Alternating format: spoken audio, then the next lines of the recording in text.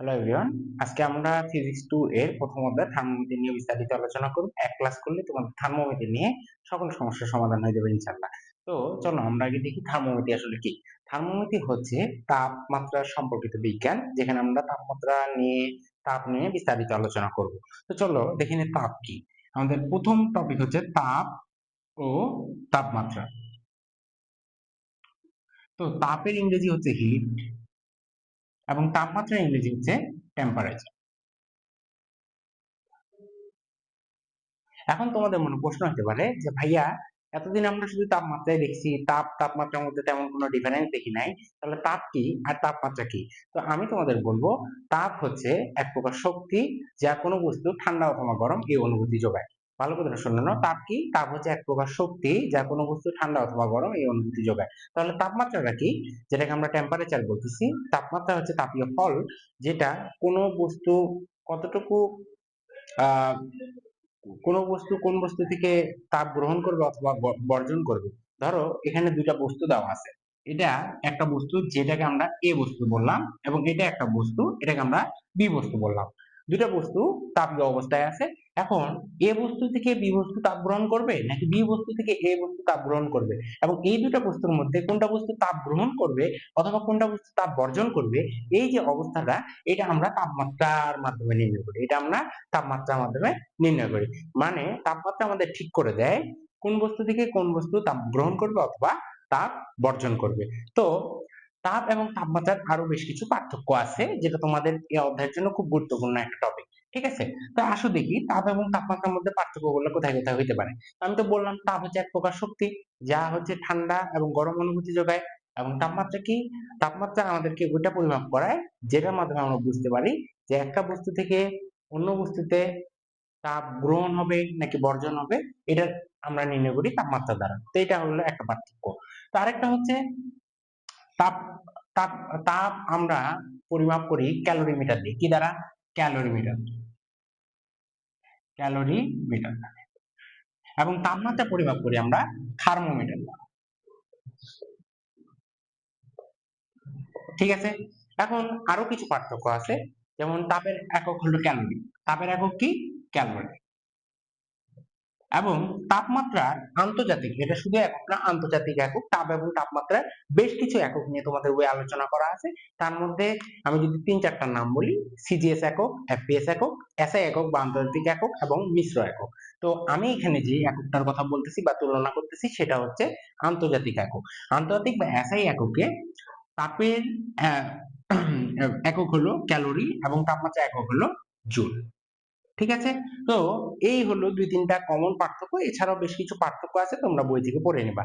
তো আমরা এখন বিভিন্ন প্রকার থার্মোমিটার সহ বিভিন্ন প্রকার মিটার নিয়ে আলোচনা করব, যেটার দ্বারা আমরা হচ্ছে তাপমাত্রা পরিমাপ করে থাকি। তো তাপমাত্রা পরিমাপক যন্ত্র। তো তাপমাত্রা আসলে আমরা পাঁচটা জিনিস দিয়ে, পাঁচটা স্কেল দিয়ে পরিমাপ করে থাকি। তাপমাত্রা যে পাঁচটা স্কেল দিয়ে পরিমাপ করি সেগুলো হলো সেলসিয়াস স্কেল,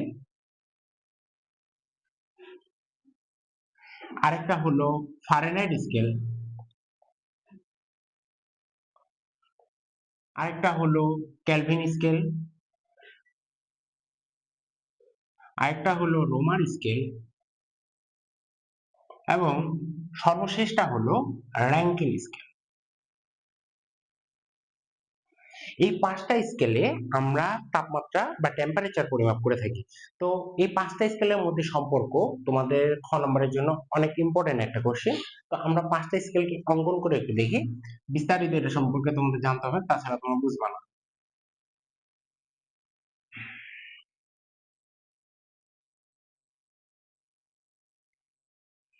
আচ্ছা,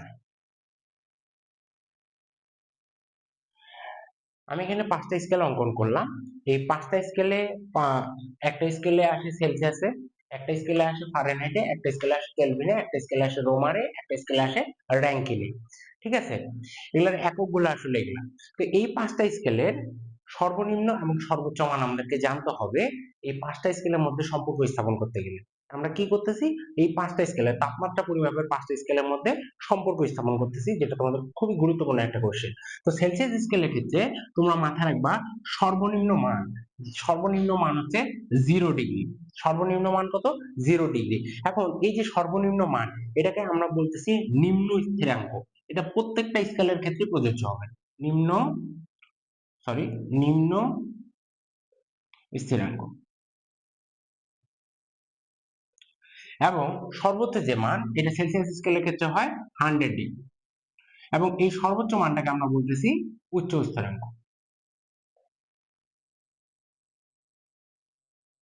ঠিক আছে? তো প্রত্যেকটা স্কেলের সর্বনিম্ন মানকে আমরা বলবো নিম্ন স্থিরাঙ্ক এবং সর্বোচ্চ মানকে বলে থাকবো উচ্চ স্থিরাঙ্ক। তো সেলসিয়াস স্কেলের ক্ষেত্রে সর্বনিম্ন মান হচ্ছে 0 ডিগ্রি এবং সর্বোচ্চ মান কত? 100 ডিগ্রি। অবশ্যই মুখস্থ থাকতে হবে। ফারেনহাইট স্কেলের ক্ষেত্রে সর্বনিম্ন মান হচ্ছে 32 ডিগ্রি এবং সর্বোচ্চ মান হচ্ছে 212 ডিগ্রি।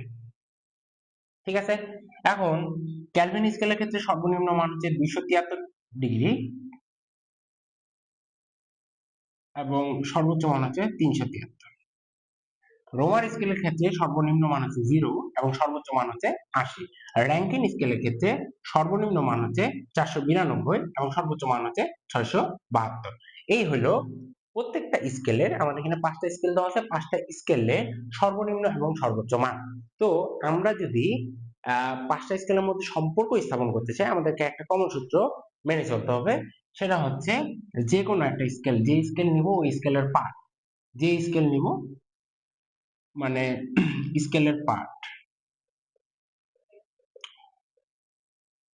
দেখো এখানে যেহেতু 5টা স্কেল আছে, একটা হচ্ছে Celsius, Fahrenheit, Kelvin, Reaumur, Rankine. আমরা যখন যে স্কেল নিব ওই স্কেলের চলকটাকে, এখন সেলসিয়াসকে আমরা প্রকাশ করি সি দ্বারা, ফারেনহাইটকে এফ দ্বারা, কেলভিনকে কে দ্বারা, রোমারকে আর দ্বারা, র্যাঙ্কিনকে আর এন দ্বারা। ঠিক আছে? তো যখন যে স্কেল নিব ওই স্কেলটাকে যেটা দ্বারা প্রকাশ করা হয় ওই জিনিসটা নেব। ঠিক আছে? তো স্কেলের পার্ট মাইনাস নিম্ন স্থিরাঙ্ক, নিম্ন স্থিরাঙ্ক ডিভাইডেড বাই উচ্চ স্থিরাঙ্ক মাইনাস নিম্ন স্থিরাঙ্ক। ঠিক আছে? আমরা এই সূত্রের সাহায্যে আসলে এই 5টা স্কেলের মধ্যে সম্পর্ক স্থাপন করব। ঠিক আছে? তো আমি 5টা স্কেলের যদি সম্পর্ক স্থাপন করতে চাই, আমার বেশ কিছু জায়গার প্রয়োজন আছে। সেক্ষেত্রে আমি উপরের যে চিত্রগুলা, এই চিত্রগুলা মুছে ফেলতেছি, নিচে সূত্রটা রাখতেছি, কারণ এই সূত্রের সাহায্যে আমরা 5টা স্কেলের মধ্যে সম্পর্কটা স্থাপন করব। ঠিক আছে? আমি এটা মিশিয়ে দিচ্ছি। আচ্ছা, তো দেখো আমার শর্তটা কি ছিল বা সূত্রটা কি ছিল, যে আমরা যে স্কেল নিব ওই স্কেলের পার্ট নিব, যেহেতু আমরা নির্দিষ্ট পার্ট এখানে জানি না, সেক্ষেত্রে আমরা ওই স্কেলটাকে যেটা দ্বারা প্রকাশ করা হয় ওই জিনিসটা নিব, মাইনাস করব নিম্ন স্থিরাঙ্ক ডিভাইডেড বাই উচ্চ স্থিরাঙ্ক মাইনাস নিম্ন স্থিরাঙ্ক। এবং উচ্চ স্থিরাঙ্ক হচ্ছে কোন একটা স্কেলের সর্বোচ্চ মান এবং নিম্ন স্থিরাঙ্ক হচ্ছে কোন একটা স্কেলের সর্বনিম্ন মান। তাহলে দেখো আমাদের সর্বপ্রথম স্কেল যেহেতু সেলসিয়াস স্কেল নিছি, তাহলে সেলসিয়াস স্কেল নিয়ে আমরা কাজ করব। স্কেলের পার্ট যেহেতু নির্দিষ্ট না, আমরা এটাকে সি ধরে নেব। এটা একটা চলক যেটার মান ম্যাথে যেকোনো কিছু হইতে পারে। ঠিক আছে? তাহলে সি মাইনাস, এখন কি বলছে? নিম্ন স্থিরাঙ্ক। তোমরা একটু মনে করে দেখো যে আমরা সেলসিয়াসের ক্ষেত্রে সর্বনিম্ন মান কত নিছিলাম? সর্বনিম্ন মান নিছিলাম 0, সর্বোচ্চ মান নিছিলাম 100। ফারেনহাইটের ক্ষেত্রে সর্বনিম্ন মান নিছিলাম 32, সর্বোচ্চ মান নিছিলাম 212। কেলভিনের ক্ষেত্রে সর্বনিম্ন নিছিলাম 273, সর্বোচ্চ নিছিলাম 373। রোমারের ক্ষেত্রে সর্বনিম্ন নিছিলাম 0, সর্বোচ্চ নিছিলাম 80। র্যাঙ্কিনের ক্ষেত্রে সর্বনিম্ন নিছিলাম 492, সর্বোচ্চ নিছিলাম 672। ঠিক আছে? তো দেখো আমরা এই সূত্রের সাহায্যে এই সর্বনিম্ন সর্বোচ্চ মান দিয়ে 5টা স্কেলের সম্পর্ক বের করতেছি। তো সি মাইনাস নিম্ন স্থিরাঙ্ক, এখন সেলসিয়াস স্কেল নিয়ে কাজ করতেছি, নিম্ন কত? 0। নিচে কি আছে? উচ্চ স্থিরাঙ্ক, উচ্চ কত? 100। আবার কি বলছে? মাইনাস নিম্ন স্থিরাঙ্ক, তাহলে 100 মাইনাস 0। এখন মাঝখানে একটা ইকুয়াল চিহ্ন দিবা। কেন ইকুয়াল চিহ্ন দিচ্ছি ভাইয়া? কারণ আমরা 5টা স্কেলের মধ্যে সম্পর্ক স্থাপন করতেছি। 5টা স্কেল দ্বারা কি করা হয়? 5টা স্কেল দ্বারাই টেম্পারেচার পরিমাপ করা হয় বিভিন্ন এককে। সেলসিয়াস স্কেলে সেলসিয়াসে, ফারেনহাইটে ফারেনহাইটে, এভাবে প্রত্যেকটা স্কেলে আলাদা আলাদা এককে। ওকে? তো ফারেনহাইটের ক্ষেত্রে দেখো সেলসিয়াসের ক্ষেত্রে যেহেতু স্কেলের পার্ট জানি না, এর বদলে আমরা সেলসিয়াসকে যেটা দ্বারা প্রকাশ করা হয় ওটা নিলাম, তাহলে ফারেনহাইটের ক্ষেত্রে আমরা তো পাঠ জানি না, আমরা তো একটা প্রমাণ করতেছি, সম্পর্ক স্থাপন করতেছি।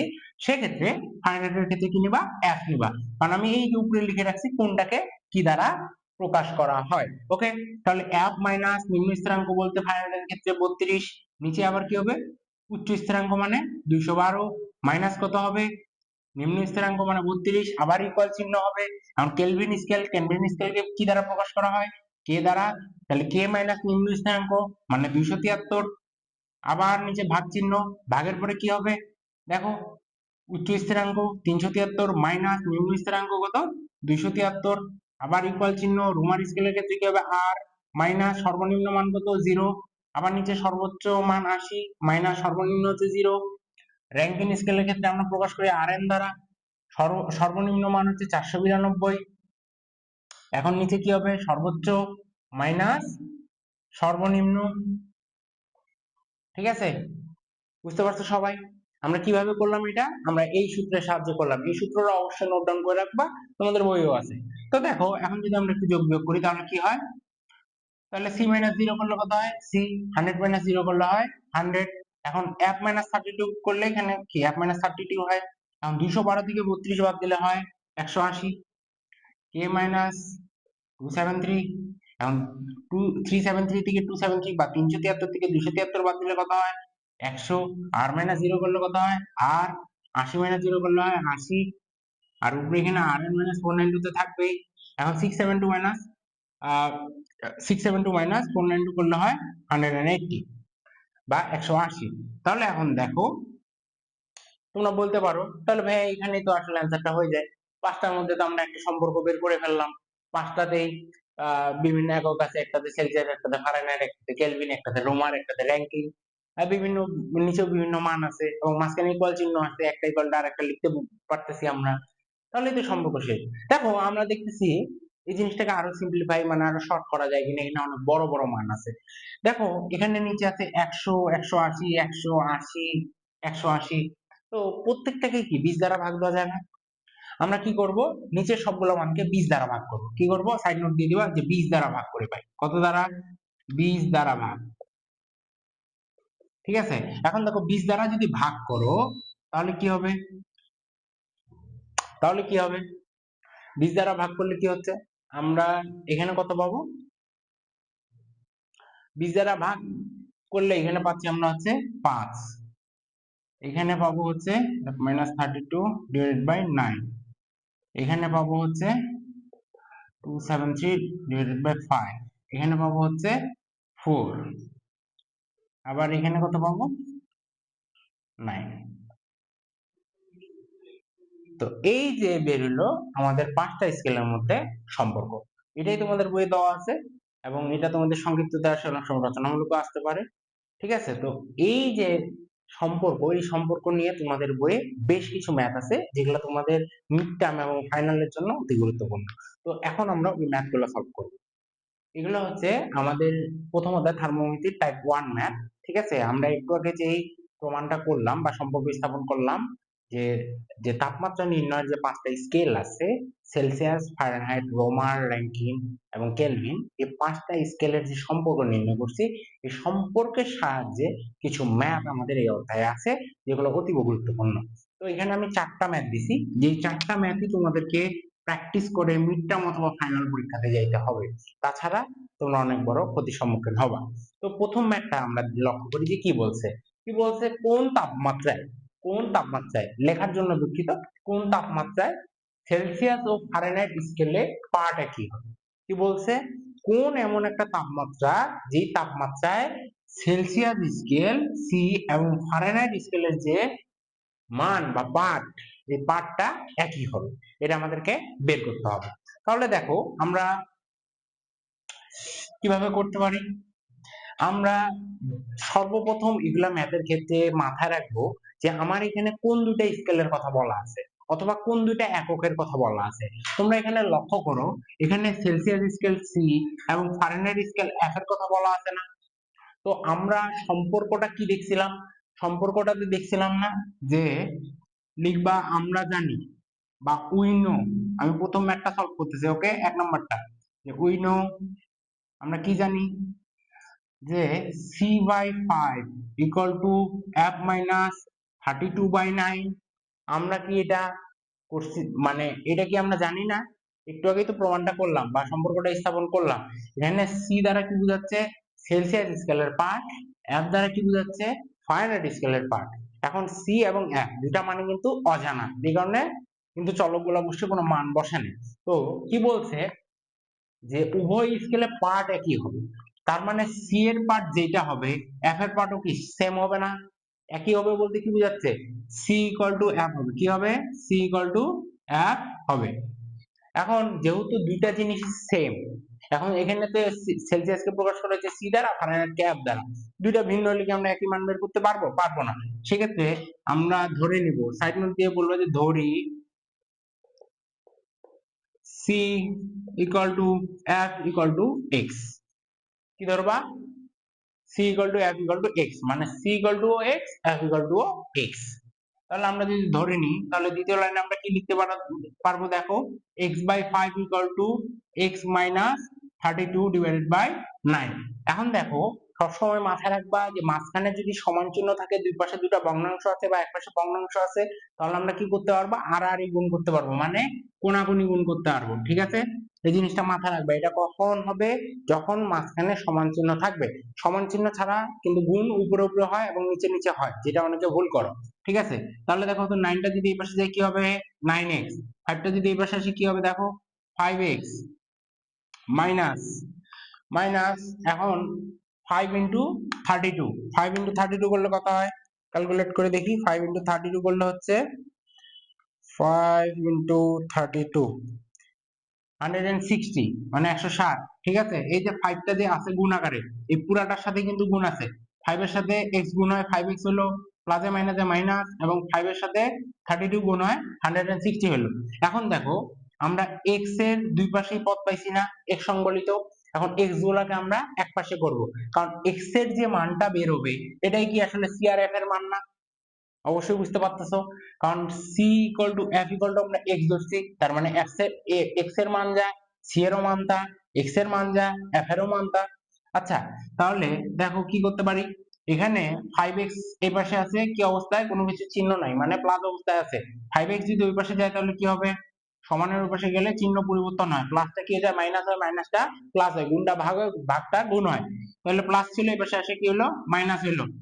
মাইনাস হলো, আর এই পাশে তাহলে কি থাকতেছে? মাইনাস 160। এখন দেখো, 9x থেকে 5x বাদ দিলে কত হয়? দুটাতে x আছে, তাহলে তোমরা বলতে পারতেছো ভাইয়া 6 7 8 9 4 হয়, তার মানে 4x ইকুয়াল টু কত? মাইনাস 160 বা 160। এখন দেখো, আমাদের কি বের করতে হবে? মাথায় রাখতে হবে, আমাদের বের করতে হবে x এর মান। তাহলে x এর সাথে কি আছে? 4 আছে। 4টা কি অবস্থায় আছে? কোনো কিছু নাই, মানে গুণ অবস্থায় আছে। দুইটা একটা গাণিতিক রাশি, মাঝখানে যদি কোনো কিছু না থাকে গুণ অবস্থায় থাকে, সামনে যদি কোনো কিছু না থাকে প্লাস অবস্থায় থাকে। ঠিক আছে, তাহলে দেখো, x টা 4 এর সাথে গুণ অবস্থা আছে, তাহলে সমান চিহ্ন এই পাশে আসলে কি হয়ে যাবে? ভাগ হয়ে যাবে। তাহলে x equal to minus 160 divided by 40, তাহলে 4 4 16। তাহলে x এর মান কত হচ্ছে?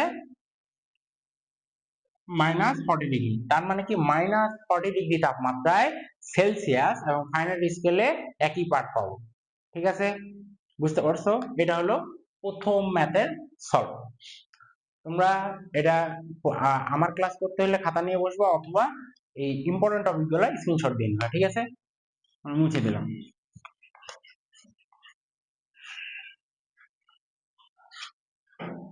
এখন দেখো দ্বিতীয় ম্যাথে কি বলা আছে। দ্বিতীয় ম্যাথ কি বলছে? কোন তাপমাত্রায় ফারেনহাইট ও রোমার স্কেলে পাঠ একই হবে? আমরা প্রথমটাতে বের করছি সেলসিয়াস এবং ফারেনহাইট স্কেল, কিন্তু এখানে বলছে ফারেনহাইট এবং রোমান আর স্কেলের মধ্যে সম্পর্ক, মানে কোনটাতে কোন কোন তাপমাত্রায় পাঠটা একই হবে। তাহলে আমরা কি জানি? f মাইনাস 32/9 ইকুয়াল টু কি r/4 না? f মাইনাস 32/9 ইকুয়াল টু কি r/4। মানে তোমাকে এখানে যেই দুইটা স্কেলের কথা বলবে, ওই দুইটা স্কেলের যে মানগুলো আমরা ইকুয়াল করে লিখছিলাম ওগুলা লিখে দিবা। ঠিক আছে, তো ফাইনালের ক্ষেত্রে যেটা লিখছিলাম ওটা লিখছি, রোমানের ক্ষেত্রে যেটা ছিল ওটা লিখে ফেলছি। এখন একই বললে তোমরা ধরে নিবা, কি ধরবা? ধরি f equal to r equal to x, তোমরা চাইলে y ও ধরতে পারো, সমস্যা নেই। তাহলে দেখো আমরা একের জায়গায় x বসালাম -32/9, আর এক জায়গায় x বসালাম /4, সেম আগের অঙ্কের মতো, সেম আগের অঙ্কের মতো। তাহলে দেখো এই পাশে থেকে 4 কি হয়ে যাবে, x - 32 এর সাথে গুণ হয়ে যাবে না? কারণ কি, এর আগের মতো এখানে মাঝখানে সমান চিহ্ন আছে এবং দুই পাশে ভগ্নাংশ আছে, দুই পাশে সব ভগ্নাংশ থাকলে কি হয়, আর গুণন হয়। তাহলে 4 যদি x এর সাথে গুণ হয় 4x হবে, এবং 4 যদি 32 এর সাথে গুণ হয় তাহলে হচ্ছে 128 হবে, ঠিক আছে। আর দেখো 9 এই পাশে গুণ হয়ে গেলে 9x হবে। তাহলে দেখো x গুলোকে আমরা এক পাশে করব, তাহলে সাজায় লিখি। তাহলে এই পাশে x এর সামনে কোনো 4x এর সামনে কোনো কিছু নাই, মানে কি অবস্থায় আছে, প্লাস অবস্থায় আছে। সমানের এই পাশে আসলে হয়ে যাবে মাইনাস, তাহলে 9x minus, sorry 9x minus কি হবে, 4x হবে, আর এই পাশে হচ্ছে -128। ওকে, এখন দেখো 9x থেকে যদি তোমরা 4x বাদ দাও, 9x থেকে যদি তোমরা 4x বাদ দাও তাহলে কত হবে, তাহলে হবে 5x। তাহলে কি হবে, 5x ইকুয়াল টু কত হচ্ছে, -128। এখন আমাদেরকে কি বের করতে হবে, এর আগের স্কেলেও যেমন আমরা কি বের করছিলাম, x এর মান বের করছি, এখানেও সেম টু সেম x এর মান বের করতে হবে। তাহলে x ইকুয়াল টু আমরা কি পাবো, দেখো তো এখানে x এর সাথে 5 গুণ অবস্থা আছে, বিপরীত পাশে গেলে ভাগ হয়ে যাবে। তাহলে 128/5 করলে হবে -25.6 ডিগ্রি। বুঝতে পারছো?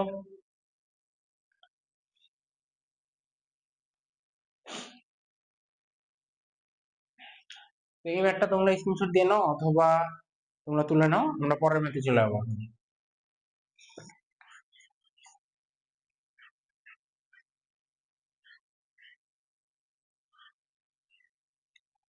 দেখো পরের ম্যাথটা কি বলছে, পরে মানে আমরা 3 নাম্বার ম্যাথ করতেছি এখন। 3 নাম্বার ম্যাথ বলছে মানুষের শরীরের স্বাভাবিক তাপমাত্রা 98.4 বা 98.4 ডিগ্রি ফারেনহাইট হলে সেলসিয়াস স্কেলের মান কত?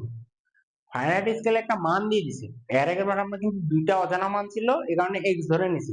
এখন আমার একটা স্কেলে মান দিয়ে দিছে, অপর স্কেলে ওটার মানটা বের করতে বলছে। কি কি কোন কোন স্কেলের কথা বলছে, এখানে ফারেনহাইটের কথা বলছে এবং সেলসিয়াস স্কেলের কথা বলছে। তাহলে ফারেনহাইট এবং সেলসিয়াসের সম্পর্ক লিখি, তাহলে c divided by 5 equal to f minus 32 divided by 9। তাহলে দেখো এখানে লিখবা যে দেওয়া আছে বা given that কি দেওয়া আছে, f equal to 98.4।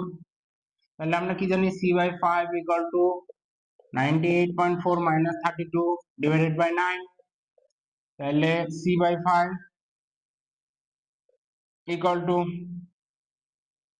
এখানে উপরে ক্যালকুলেশন করো, 98.4 থেকে যদি 32 বাদ দাও থাকতেছে কত, 66.4 ডিভাইডেড বাই 9। এখন আমাকে বের কিসের মান বের করতে বলছে, সি স্কেলে কত, মানে সেলসিয়াস এর স্কেলে মান কত হবে সেটা বের করতে বলছে। তাহলে সি এর মান বের করতে হবে। তাহলে সি এর সাথে এই পাশে ভাগ আকারে কত আছে, 5 আছে, দেখো তো ভাগ আকারে 5 আছে না, তো সমানের এই পাশে 5 ভাগ আকারে আছে, সমান চিহ্নের এই পাশে আসলে কি হয়ে যাবে, গুণ হয়ে যাবে। তাহলে দেখো c ইকুয়াল টু কি হবে, 66.4 ইনটু 5 ডিভাইডেড বাই 9। এখন আমরা ক্যালকুলেট করি কত আসতেছে, 66.4 ইনটু 5 ডিভাইডেড বাই 9। তাহলে আমরা মান পাচ্ছি 36.89। তো এই মানটাকে আমরা প্রায় 37 ডিগ্রি সেন্টিগ্রেড ধরে নিই, ঠিক আছে।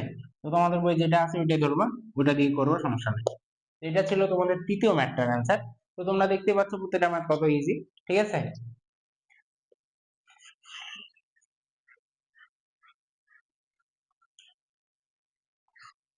দেখো 3 নাম্বার ম্যাথ যেভাবে আমরা করলাম সেইভাবে আমরা চতুর্থ ম্যাথটাও করে ফেলবো। এটা হচ্ছে টাইপ 1 এর সর্বশেষ ম্যাথ এবং প্রত্যেকটা ম্যাথই কিন্তু একই ভাবে হচ্ছে, ঠিক আছে। প্রথম দুইটা সেম ছিল, পরের দুইটাও সেম, একদম সেম, মানে একটা করতে পারলে অন্যটা অবশ্যই করতে পারবা। তো চতুর্থ ম্যাথটা কি বলছে দেখো, কোন বস্তুর তাপমাত্রা 194 ডিগ্রি ফারেনহাইট, তার মানে মানটা কিসে দিছে, ফারেনহাইট স্কেলে দিছে, কিসে দিছে, ফারেনহাইট স্কেলে, বা কিসে বের করতে বলছে কেলভিন স্কেলে, কিসে, কেলভিন স্কেল। বা কেলভিন নিয়ে একটা ম্যাথ পেলাম। তাহলে আমরা কি জানি ফারেনহাইট এবং কেলভিনের সম্পর্কটা কি, f - 32/9 equal to K minus 273 divided by 5।